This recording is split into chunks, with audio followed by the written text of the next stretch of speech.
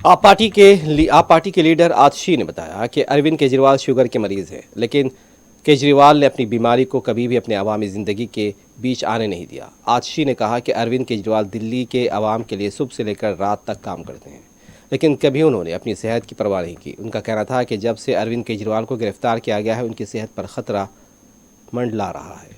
तो अरविंद केजरीवाल ऐसी severe diabetes के पेशेंट हैं, लेकिन इस डायबिटीज के बावजूद भी, इतनी बीमारी के बावजूद भी आज तक अरविंद केजरीवाल जी ने अपनी डायबिटीज को, अपने स्वास्थ्य को, अपनी देश के सेवा में कभी अड़चन नहीं डालने दी है। चाहे अनशन पे बैठना हो, एक बारी वो सुंदर नगरी में अनशन पे बैठे, एक बार जंतर मंतर पे अनशन पे बैठे।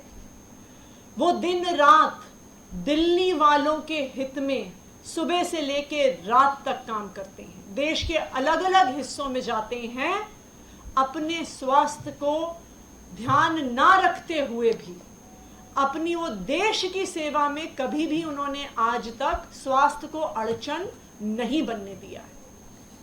लेकिन जब से अरविंद केजरीवाल जी को भारतीय जनता पार्टी शासित केंद्र सरकार ने गिरफ्तार किया है, उनके स्वास्थ्य पर एक जबरदस्त खतरा मंडरा रहा है। जब वो ईडी की कस्टडी में थे तो 3